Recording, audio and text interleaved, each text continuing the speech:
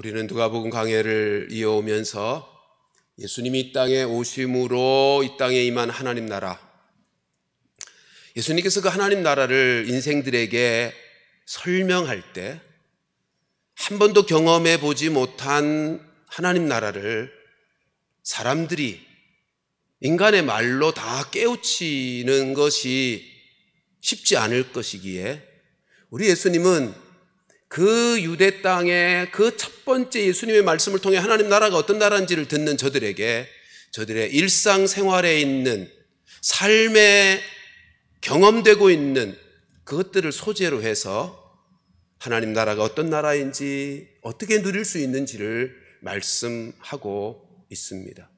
복음서를 보면 그래서 예수님의 비유가 얼마나 많은지 모릅니다.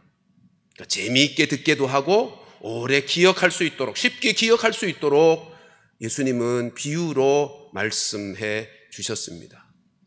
우리는 지난주부터 예수님이 하나님 나라의 비유, 하나님 나라의 비밀을 밝히는 비유의 말씀을 하셨는데 네 가지 밭에 관련하여 씨 뿌리는 비유의 말씀을 하셨죠. 그게 무슨 말인가 하면 하나님 나라는 어떤 마음밭을 가지고 있느냐에 따라서 그 하나님 나라를 누릴 수도 있고 누리지 못할 수도 있다.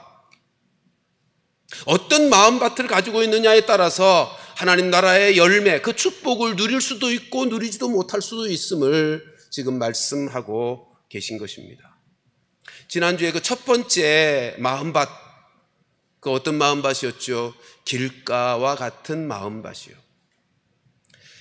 그 길가와 같은 마음밭의 특징은 사람들이 많이 지나다니는 길가와 같아서, 길가는 딱딱하잖아요. 그래서 씨가 뿌려졌는데도 땅에 심기어질 수가 없습니다. 그러니까 아예 말씀을 받지 못하는 마음밭입니다. 그 이유가 뭐라고요? 길가의 특성처럼 많은 사람들이 다니는, 많은 사람들이 말하는, 많은 사람들이 동의하고 지지하는 시대정신, 그 시대정신과 그 시대의 풍속과 그 시대의 사상과 그 정신을 따라 살아가면, 거기에 마음을 쓰고 그것이 자기의 삶의 기준이 되어지면 우리의 마음밭이 길가와 같은 마음밭이 되어버리더라 라고 하는 것입니다. 그러니까 인류 역사상 이 세상의 그 시대 정신은 변해왔는데 그 어느 것 하나도 하나님의 뜻에 합당하여 형성된 시대 정신이 없습니다. 언제나 하나님의 뜻을 거스리는, 왜요? 이 공중권세 잡은 자가 사탄이니까 하지. 그러니까 우리 그리스도인들은 시대 정신을 따라 살아가는 자가 아니라, 시대의 풍속을 따라 살아가는 자가 아니라, 시대의 유행과 문화를 따라 살아가는 자가 아니라 하나님의 말씀을 따라 살아가는 자예요. 그러니까 우리의 삶의 방식이 내 옆에 사람이, 내 주변의 사람들이, 내가 다니는 학교, 내가 다니는 직장의 사람들이, 내 동네의 사람들이 어떻게 생각하고 어떤 말을 하고 어떻게 행동하느냐, 그것과 상관없이 그런 것을 따라 살아가는 사람들이 아니고 하나님의 말씀만을 절대 기준으로 삼고 살아가는 사람들이라는 거죠. 따라서 우리는 올해도, 그리고 코로나 사태 속에서라도 우리가 힘써야 될 것은 말씀 생활, 기도 생활, 예배 생활입니다. 우리는 세대를 따라가고 시대 정신을 따라가며 살아갈 인생들이 아니라 하나님의 말씀을 따라 살아가야 되겠기에 말씀 생활에 힘쓰고 기도 생활에 힘쓰고 예배 생활에 힘쓰면서 이 말씀으로 이 세대를 이겨내고 이 시대 정신을 이겨내며, 여러분 그렇게 살지 않으면 이 시대 정신에 함몰되어 똑같이 살게 돼요.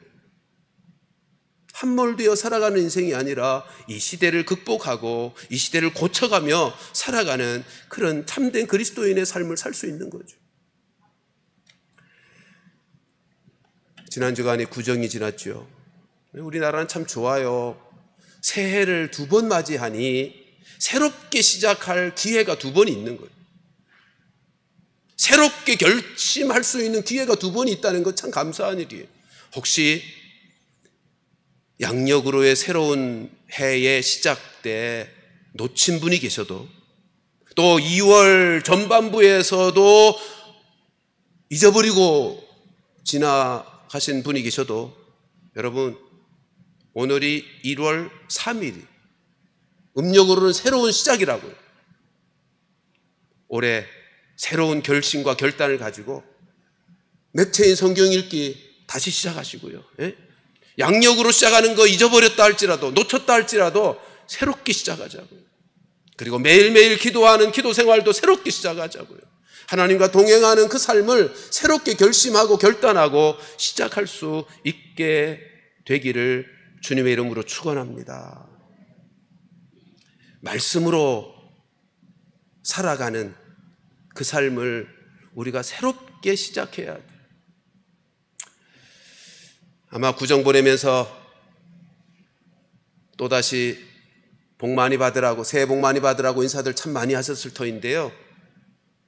사실 성경만큼 우리에게 참된 복이 무엇인지 복되어지기를 원하는 가르침이 또 어디에 있겠습니까?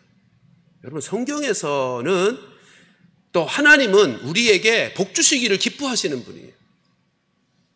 그러므로 새해를 다시 시작하면서 참된 복 있는 사람이 어떤 사람인지, 복 가운데 살아가는 인생은 어떤 인생인지 말씀을 통해서 한번 확인하고 오늘 말씀을 살피고 싶습니다. 우리 시편 1편 1절로 3절 말씀, 우리 마음에 담으며 우리 함께 읽어보시겠습니다. 시작. 복 있는 사람은 악인들의 꾀를 따르지 아니하며 죄인들의 길에 서지 아니하며 오만한 자들의 자리에 앉지 아니하고 오직 여호와의 율법을 즐거워하여 그의 율법을 주야로 묵상하는도다. 3절. 그는 시냇가에 심은 나무가 철을 따라 열매를 맺으며 그 잎사귀가 마르지 아니한 같으니 그가 하는 모든 일이 다 형통하리로다. 아멘. 올 한 해 그런 복이 있기를 주님의 이름으로 축원합니다. 시편 146편 5절 말씀도 같이 읽어보십시다. 시작. 야곱의 하나님을 자기의 도움으로 삼으며 여호와 자기의 하나님에게 자기의 소망을 두는 자는 복이 있도다. 올해 그렇게 사십시다. 또 하나 더 보고 싶습니다. 민수기 6장 24절로 27절 말씀인데요, 저하고 한 절씩 교독하고 그 다음에 가로쳐 있는 부분에 두 번째로 같이 읽을 때는 자기 이름을 바꾸어 넣어서 읽어보도록 하겠습니다. 먼저 24절로 27절까지, 여러분 이 민수기 6장 24절로 27절은 26절까지는 구약의 축도입니다. 축복의 말씀입니다. 한 절씩 교대로 읽으십시다. 여호와는 네게 복을 주시고 너를 지키시기를 원하며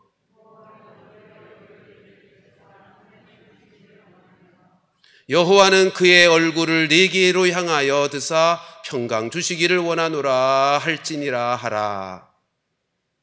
27절.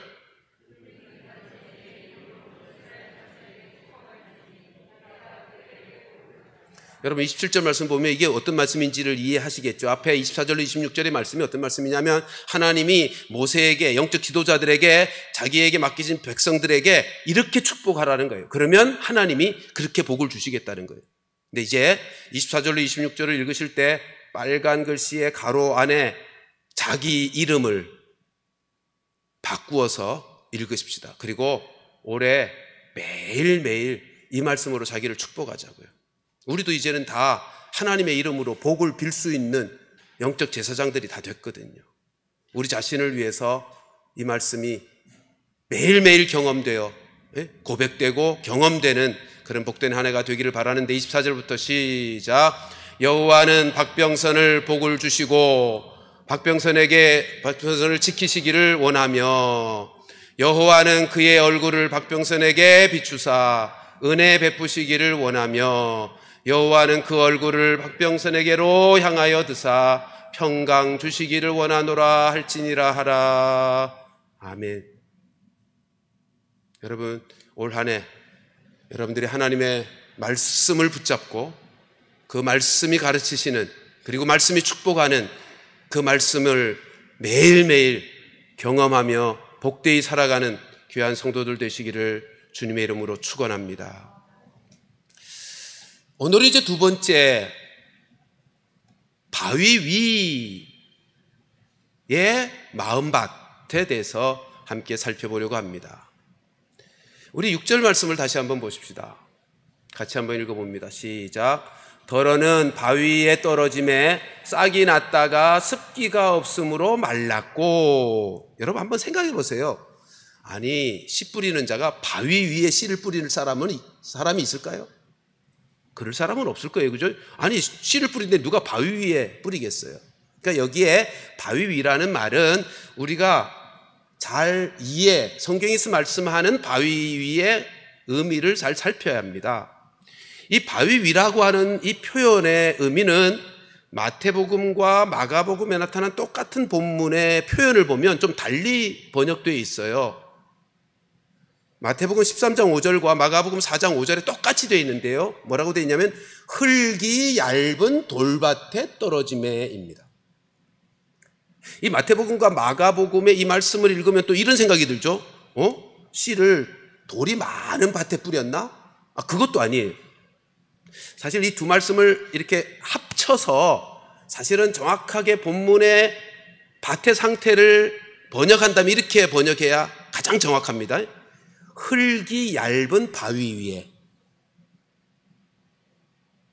여러분, 이스라엘 땅은 석회암이 많이 있어요. 곳곳에 석회암이. 그러니까 그 석회암에 흙이 얇게 덮여 있는 거예요. 그 상태예요. 그러니까 한번 생각해 보세요. 반석이 바위덩어리예요. 그 위에 흙이 얇게 덮였어요. 씨앗이 떨어지죠? 햇빛이 나면 그 바위의 지열 때문에 싹은 금방 튀어져요. 근데 거기에 습기가 없을 거 아니에요. 금방 습기가 사라지고, 그래서 태양이 강하게 비치면 금방 말라버리는 거죠. 뿌리는 못 내리고. 지금 그걸 6절에서 말씀하고 있는 것입니다. 이 말씀에 대한 해석인 13절 말씀을 다시 한번 보십시다. 같이 읽습니다. 시작. 바위 위에 있다는 것은 말씀을 들을 때에 기쁨으로 받으나 뿌리가 없어 잠깐 믿다가 시련을 당할 때에 배반하는 자요. 오늘은 이 두 번째, 바위, 얇은 흙이 얇게 덮여 있는 바위 위에 떨어진 그 씨에 대해서 말씀하는데, 이 씨, 얇은 흙이 덮인 바위와 같은 마음밭이란 도대체 어떤 마음밭인가? 오늘 그걸 함께 살피려고 하는 것입니다. 여러분, 이 밭은 뿌리를 내릴 수가 없어요. 그러니까 뿌리를 내리지 못하는 이유를 오늘 두 가지를 말씀드리려고 하는데, 첫째는 기쁨으로 받기만 하기 때문이에요. 말씀을 들을 때, 여러분, 첫 번째 지난주에 살핀 것은 길이 딱딱해가지고 씨가 아예 심기지도 않았죠. 마음밭에 받아들이지도 않았죠. 근데 두 번째 마음밭은 흙이 얇아서 받기는 해요. 그렇게 13절에서 해석해 주고 있죠. 기쁨으로 말씀을 받았어요. 근데 문제는 거기서 끝나는 거예요. 그 이유가 뭐가 없어요. 그러니까 이 사람은 신앙생활할 때 감정만으로 신앙생활하는 거예요. 신앙생활을 감정에 이끌리는 신앙생활을 하는 거예요. 그것이 전부예요. 그러면 뿌리가 안 내립니다. 물론 우리가 신앙생활할 때 온전한 신앙에는 기쁨이라고 하는 감정적인 요소가 있죠. 그런데 감정만으로는 온전한 신앙생활을 이룰 수 없는 거예요. 여러분, 감정이라고 하는 것은 안정스럽지 않습니다. 얼마나 쉽게 변해요, 감정이라는 게.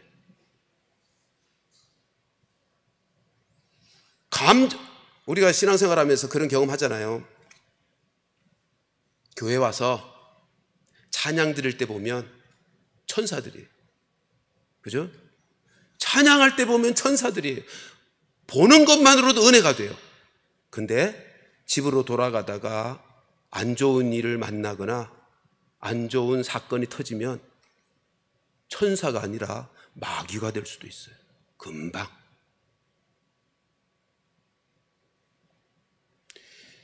집회에 참석해서 은혜가 충만하면 기분이 좋아져요.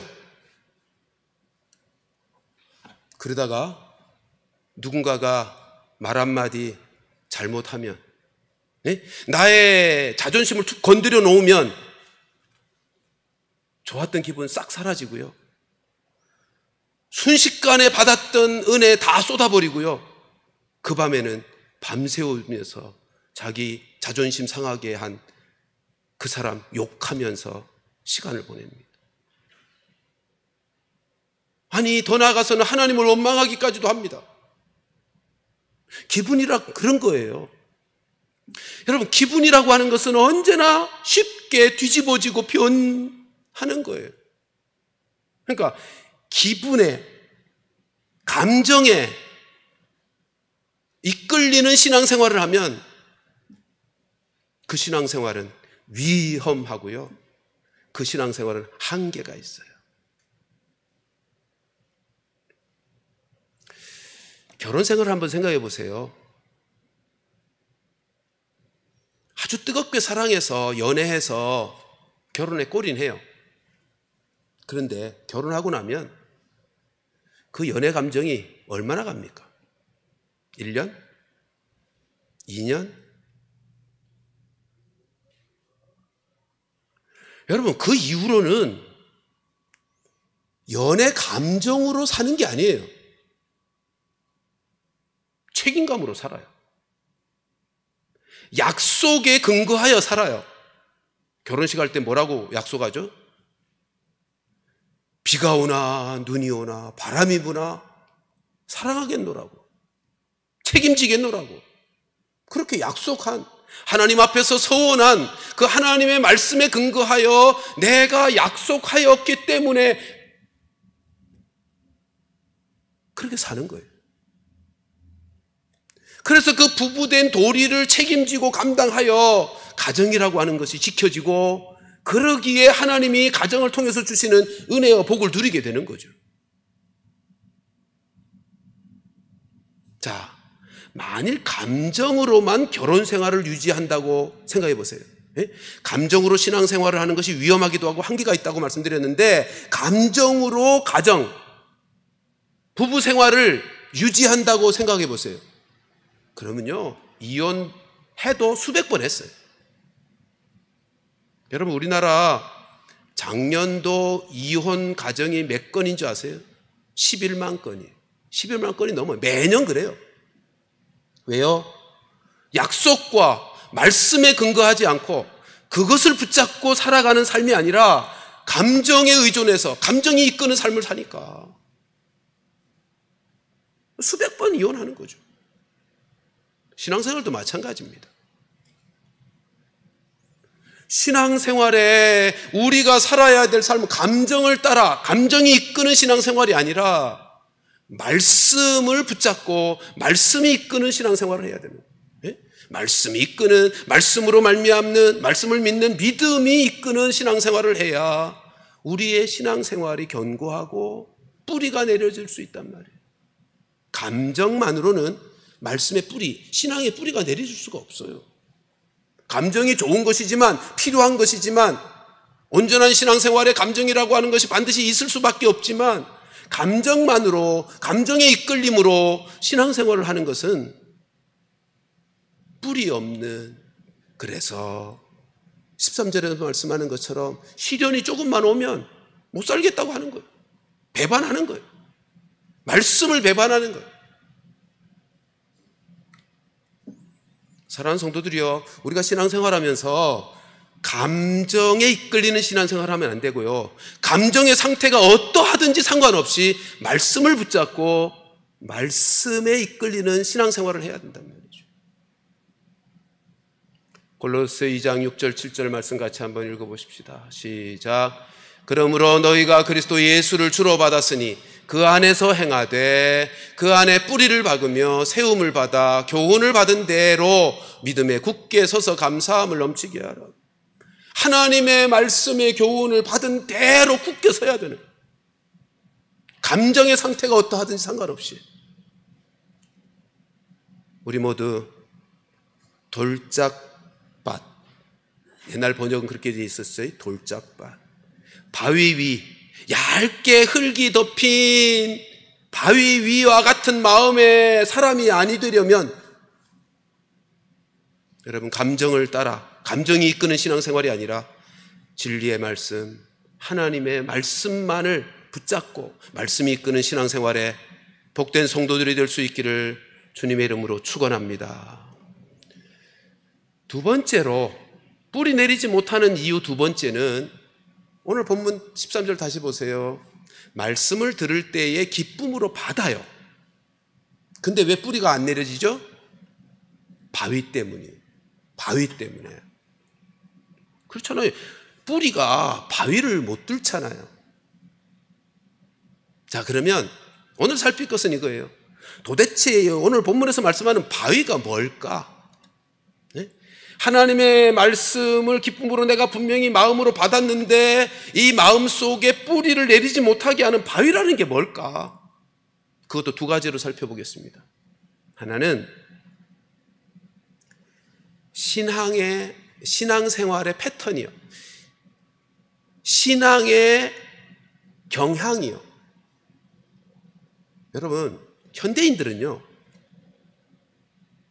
변화무쌍한 이 세대를 살아가면서 진지하게 말씀을 붙잡고 변하는 세상과 치열하게 싸워서 믿음으로 살리라라고 말씀에 뿌리를 두는 진지한 신앙의 자세가 현대 그리스도인들에겐 별로 없어요. 세대가 하도 급박하게 변하니까 흘러가는 세상에 잘 적응하면서 적당히 말씀에 타협하면서 일시적인 믿음의 삶을 살아가는 신앙의 경향이 생겼다고요. 너나 할 것 없이 신앙생활의 패턴이, 신앙생활의 경향이 그렇게 돼버렸어요. 여러분, 그 신앙생활의 일시적인 믿음의 삶의 패턴이 하나님의 말씀을 뿌리 내리지 못하게 하는 바위덩어리예요. 우리가 살아가야 되는 삶의 자세는 진지하게 하나님 말씀을 받고 변화되는 세대 속에서 맞서 싸워 이기리라, 이 진정성 있는 신앙의 자세가 필요한데 적당하게 흘러가는 대로 말씀도 적당하게 재해석하면서 그렇게 신앙생활을 하려는 경향이 현대인들에게 너무 심각하게 있어요. 그러다 보니 현대인들에게는 아주 자그마한 시련이 와도 넘어지는 거예요. 신앙의 패턴, 신앙생활의 성향 자체가 그렇게 돼버렸으니까 그게 바위가 돼서 말씀이 깊이 뿌리 내릴 수가 없게 된 거예요. 또 하나, 바위가 뭘까?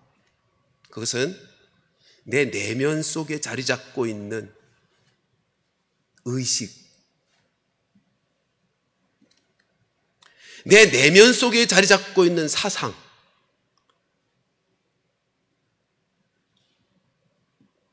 여러분, 나의 선입견,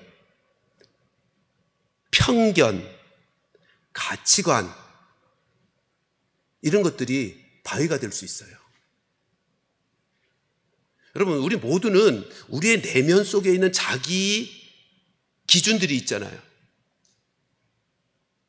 내가 어떤 정보를 딱 받으면 그것으로 말미암아 내 마음속에 자리 잡는 자기 기준이 생긴다고요. 가치관이 생긴다고요. 나에 대한 기준이 있고요. 다른 사람을 바라볼 때, 다른 사람에 대한 정보를 딱 듣는 순간 그 사람에 대한 내 마음의 기준이 생겨버려요. 선입견이 생겨버리고 편견이 만들어져요. 세상에 대하여, 하나님에 대하여 내 마음속에 가지고 있는 편견의 바위덩어리가 있단 말이에요. 선입견의 바위덩어리라고 하는 것이 있는 거예요. 여러분, 우리 내면에 내가 경험한 것들, 근데 부정적인 경험을 하게 되면 그 부정적인 경험이 바위덩어리가 돼서 하나님의 말씀을 뿌리 내릴 수 없게 만들기도 해요. 그러니까 이 바위덩어리 때문에 하나님의 말씀을 기쁨으로 받긴 한데, 말씀 들을 때 기뻐요. 은혜가 돼요. 근데 그게 내 삶에 실질적으로 뿌리 내려, 믿음의 뿌리, 말씀의 뿌리가 내려서 어떤 시련이 와도 흔들리지 않고 잘 자라서 열매를 맺는 신앙이 되어야 되는데, 그렇게 뿌리를 내리지 못하게 하는 것이 뭐냐 하면 내 내면에 자리 잡고 있는 의식들이요, 잘못된 가치관들이요. 근데 이걸 깨지 않으면 우리의 신앙생활은 계속 악순환인 거죠. 기쁨으로 받아요. 감사해요. 은혜가 돼요. 말씀 들을 때 아멘 해요. 근데 뿌리는 못 내리니까 열매가 없는 거예요.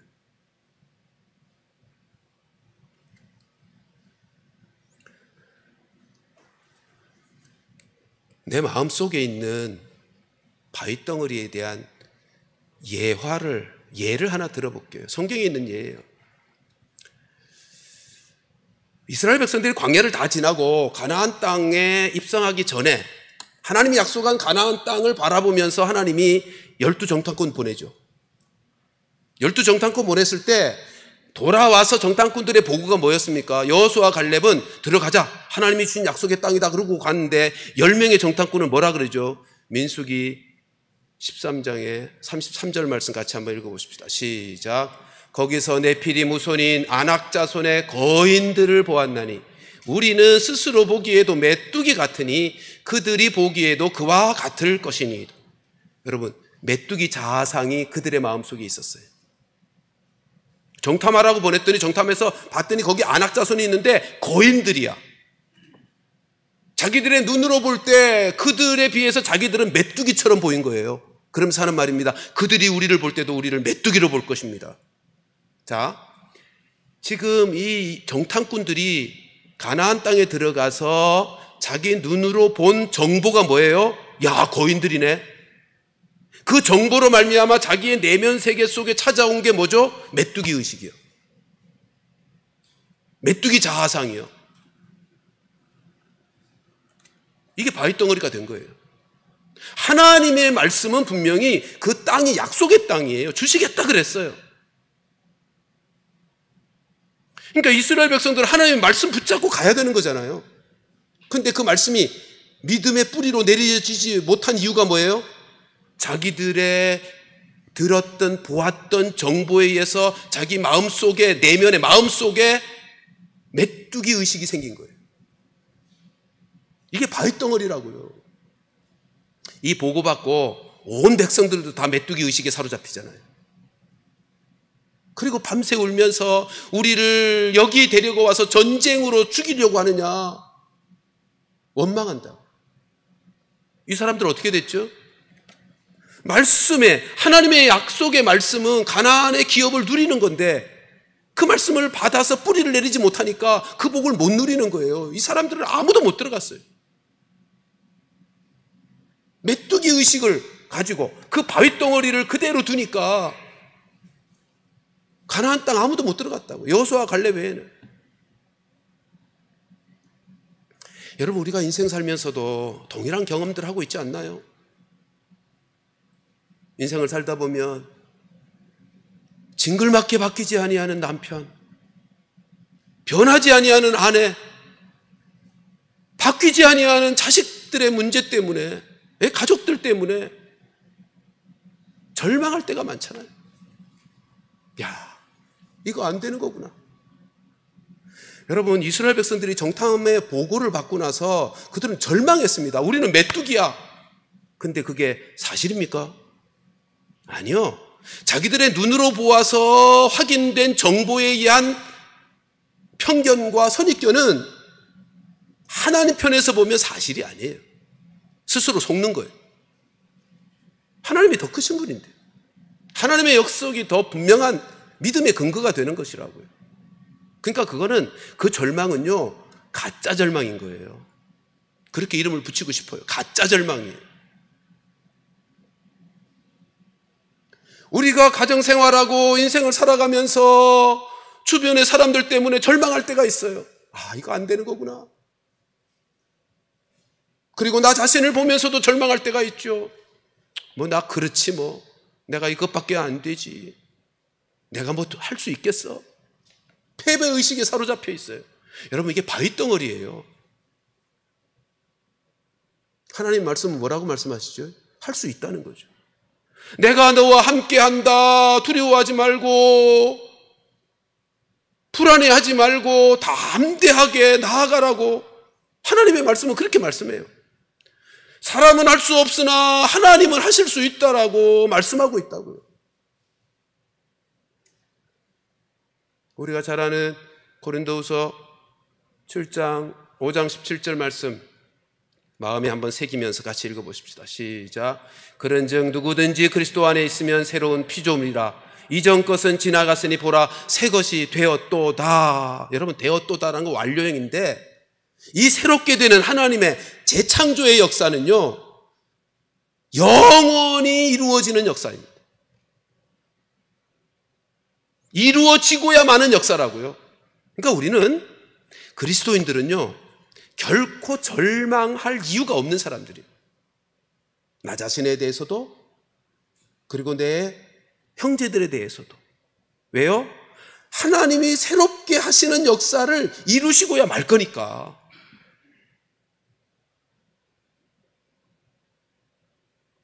사랑하는 성도들이여, 말씀을 붙잡는, 내 마음속에 내면 가운데 자리 잡고 있는 바위덩어리가 아니고, 그 말씀으로 그 바위덩어리를 깨트리고 그 바위를 제거해버리고 말씀을 붙잡고 인내하며 살아가는 성도들 되시기를 주님의 이름으로 축원합니다.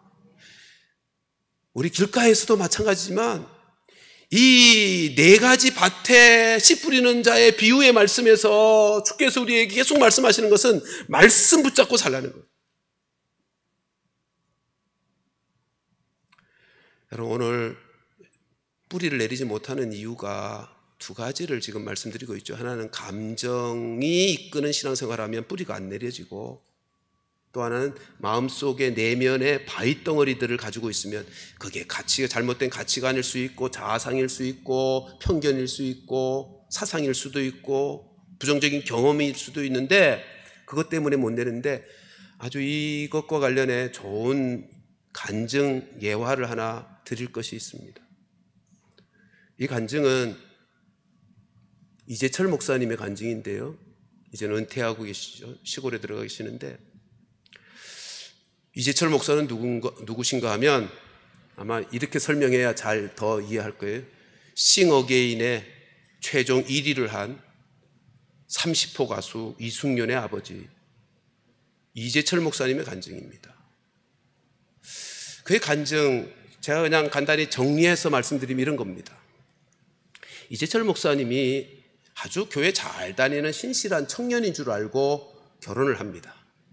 이 부인이 신실한 믿음의 청년인 줄 알고 결혼을 해요. 근데 사실을 알고 봤더니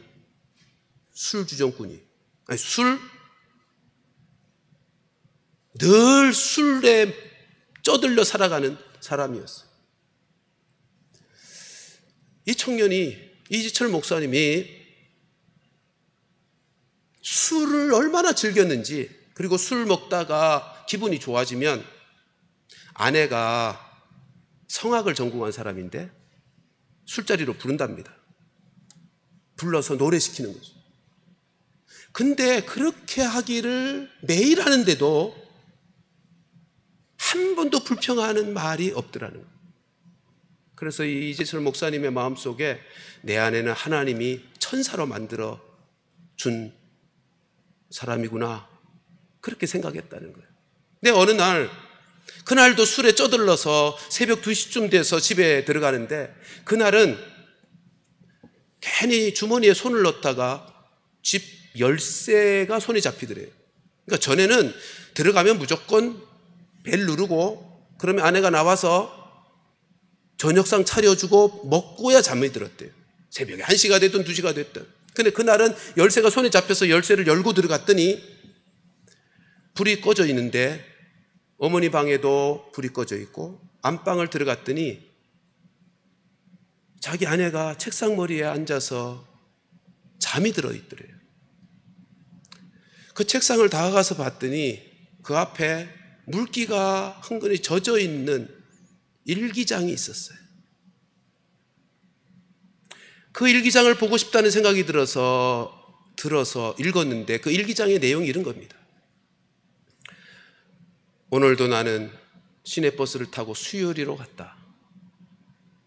그 시골길을 하염없이 걸으면서 자살을 생각했다. 약을 먹고 죽을까? 손을 그어 죽을까? 그러나 오늘도 그래서는 아니 되는 걸 알기에 다시 돌아왔다. 나를 살리시기 위해서 예수님이 십자가에서 돌아가신 그분이, 그 주님이 주님의 뜻을 이루기 위해서 저 남편을 나의 남편으로 주셨다. 나는 저 남편을 사랑해야 된다.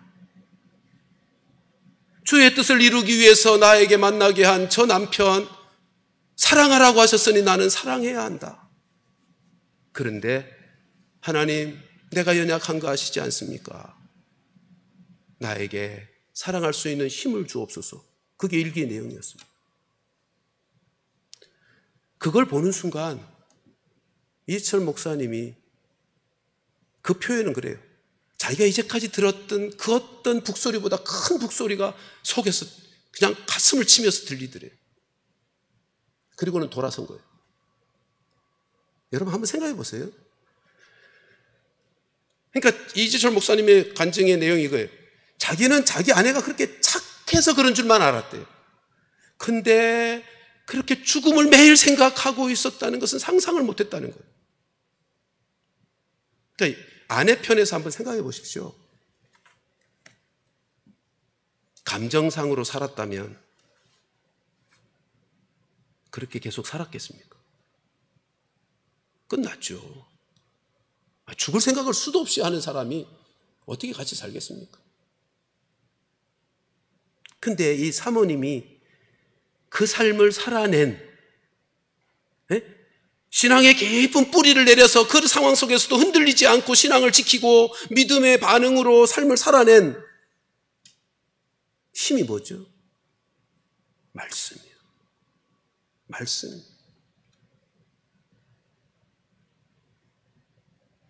말씀을 자기의 삶의 힘으로 삼고 자기 가슴 속엔 죽고 싶은 생각이 바위덩어리였을 텐데 그 바위덩어리를 깨는 거죠. 그 바위덩어리를 깨트려버리고 말씀으로 뿌리를 내리게 하며 살아가는 거예요. 죽고 싶은 상황인데도 흔들리지 않는 거죠.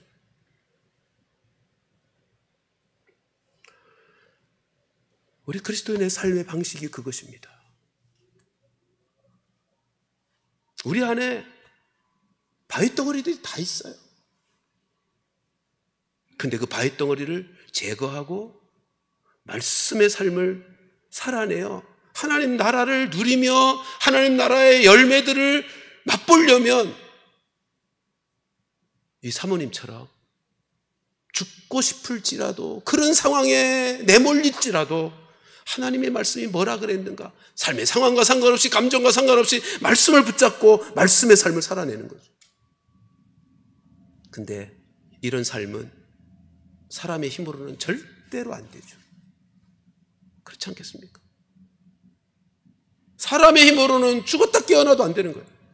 성령께서 역사해 주셔야 돼요. 사람이 변하는 것이 사람의 힘으로 됩니까? 성령으로만 되는 역사예요.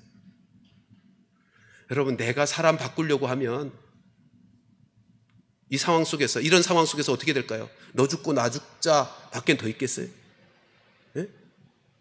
나가 죽어라고 소리 지르고 고함치는 일밖에 더 있겠냐고요. 그래서 또 사람 바뀝니까? 아니요. 말씀 붙잡고 그 말씀 속에서 역사하는 성령의 능력을 힘입어야 우리는 우리 속에 있는 바위들이 깨트려지고 뿌리가 내려서 그 말씀의 축복과 하나님 나라의 복을 누리며 살게 되는 거예요.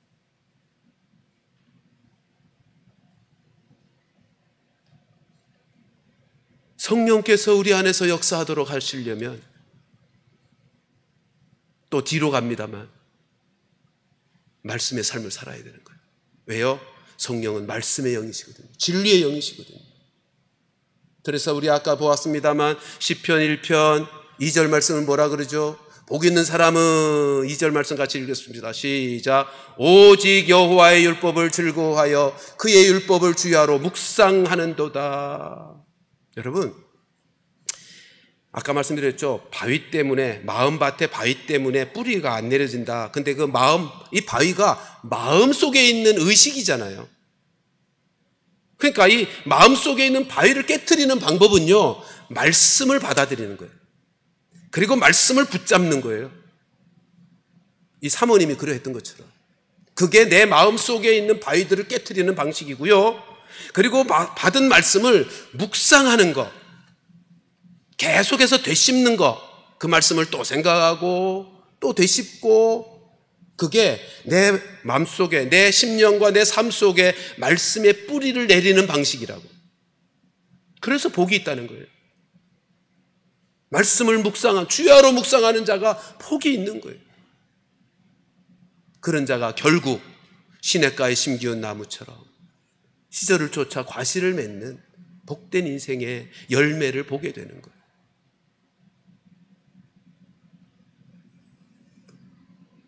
사랑하는 성도 여러분, 다시 말씀드립니다만 어느 인생이든 우리의 마음속에 바위덩어리들이 다 있습니다.